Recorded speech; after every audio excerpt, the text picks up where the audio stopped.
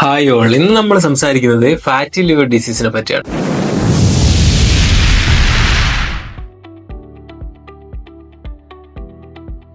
Fatty liver disease ഇന്ന് പലപ്പോഴും പല ആളുകളും മറ്റെന്തെങ്കിലും ഒരു രോഗങ്ങൾ നിർണ്ണയിക്കാൻ വേണ്ടിയിട്ട് അൾട്രാസൗണ്ട് ചെയ്ത് കഴിയുമ്പോഴത്തേക്കും അവർക്ക് കാണുന്ന ഒരു മെയിൻ ആയിട്ടുള്ള ഒരു സംഭവമാണ് ഫാറ്റി ലിവർ എന്നുള്ളത്.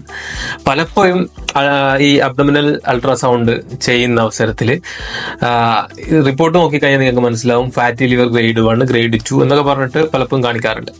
എന്താണ് ഈ ഫാറ്റി ലിവർ ഡിസീസ് എന്ന് പറയുന്നത്? ഫാറ്റി ലിവർ ഡിസീസ് എന്ന് പറയുന്നത് അമിതമായിട്ടുള്ള കൊഴുപ്പ് നമ്മളുടെ കരളിൽ സ്റ്റോർ ചെയ്യപ്പെട്ടിരിക്കുന്ന ഒരു അവസ്ഥയാണ് ഫാറ്റി ലിവർ ഡിസീസസ് എന്ന് പറയുന്നത്.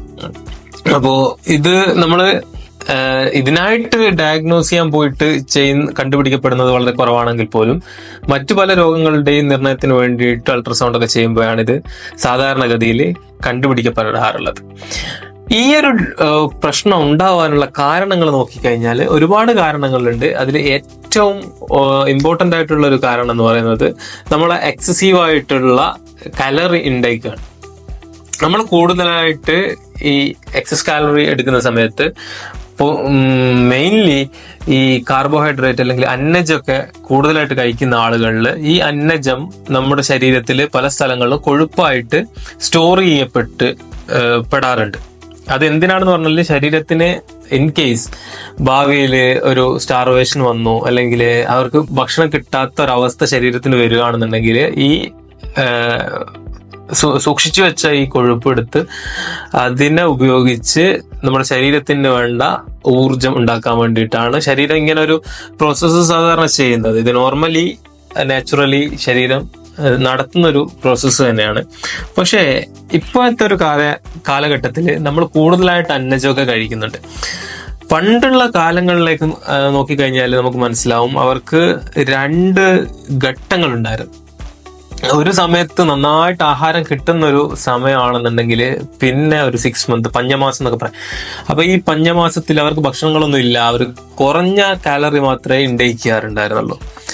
എന്നാൽ ഇന്ന് നമ്മൾ അങ്ങനെയല്ല. ഇന്ന് നമുക്ക് ത്രൂ ഔട്ട് ആൻ ഇയർ നമ്മൾ നോക്കിക്കഴിഞ്ഞു കഴിഞ്ഞാൽ എല്ലാ സമയങ്ങളിലും നമ്മൾ ആഹാരം കഴിക്കുന്നുണ്ട് എന്നുള്ളതാണ്.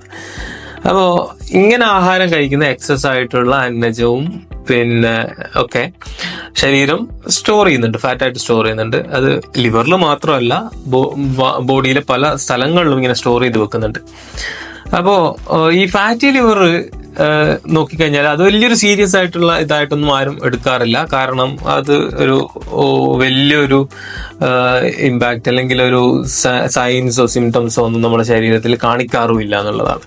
പക്ഷെ ഇവിടെ നമ്മൾ മനസ്സിലാക്കേണ്ടത് കരളിൽ ഇങ്ങനെ കൊഴുപ്പ് അടിഞ്ഞു കൂടിയിട്ടുണ്ടെങ്കിൽ അതിനർത്ഥം നമ്മുടെ ശരീരത്തിന്റെ പല ഭാഗങ്ങളിലും അതുപോലെ തന്നെ കൊഴുപ്പ് അടിഞ്ഞിട്ടുണ്ട് എന്നുള്ളതാണ് ഒന്നാമത്തെ കാര്യം. മറ്റൊന്ന്, ഇത് എങ്ങനെയാണ് നമ്മുടെ ശരീരത്തിലേക്ക് വരുന്നതെന്ന് നമ്മൾ ഓൾറെഡി പറഞ്ഞു, ഈ കൊഴുപ്പ് സ്റ്റോർ ചെയ്ത് വെക്കുന്നതാണെന്നുള്ളത്. പക്ഷെ ഇതിന് പല കാരണങ്ങൾ വേറെയുണ്ട്. എന്തൊക്കെയാണ് ഇതിനുള്ള മറ്റു പല കാരണങ്ങൾ എന്നുള്ളത് നോക്കിക്കഴിഞ്ഞാൽ നമുക്ക് മനസ്സിലാവുന്നത്, ഒന്ന്, ശരീരത്തിലെ ഇൻസുലിൻ റെസിസ്റ്റൻസ് ഉണ്ടാവുക എന്നുള്ളതാണ്.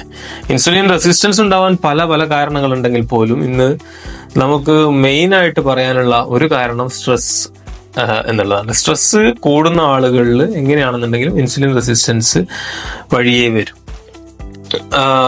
ഈ ഇൻസുലിൻ റെസിസ്റ്റൻസ് മറ്റു പല രോഗങ്ങൾക്കും കാരണമാകാറുണ്ടെങ്കിലും ഇതുപോലെ തന്നെ ഈ ഫാറ്റി ലിവർ ഡിസീസിനും ഇൻസുലിൻ റെസിസ്റ്റൻസ് ഒരു കാരണമായിട്ട് കാണാറുണ്ട്. ഹൃദയ സംബന്ധമായിട്ട് രോഗമുള്ള ആളുകളിൽ ഫാറ്റി ലിവർ ഡിസീസ് വരാനുള്ള സാധ്യതകളും കൂടുതലായിട്ട് കണ്ടുവരാറുണ്ട്.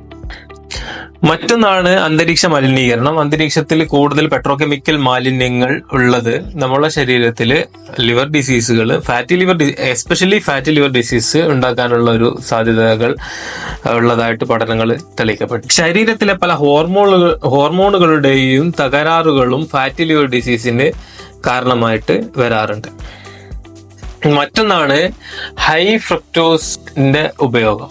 ഇന്ന് പല ബോട്ടിൽഡ് ജ്യൂസുകൾ, ബോട്ടിൽഡ് ഡ്രിങ്ക്, അതുപോലെ സോഫ്റ്റ് ഡ്രിങ്ക് ഒക്കെ കഴിക്കുന്ന അവസരത്തിൽ ഹൈ ഫ്രക്ടോസ് ഉള്ളത് കൊണ്ട് തന്നെ ഈ ഫ്രക്ടോസ് ശരീരത്തിൽ കരളിന് മാത്രമേ മെറ്റബോളൈസ് ചെയ്യാൻ പറ്റുകയുള്ളൂ. അങ്ങനെ ഈ ഫ്രക്ടോസ് പോയിട്ട് കരളിൽ പലപ്പോഴും അടിഞ്ഞുകൂടാനുള്ള സാധ്യതകളുണ്ട്. ഇത് ഫാറ്റി ലിവർ ഡിസീസിലേക്ക് വഴിവെക്കുകയും ചെയ്യാറുണ്ട്.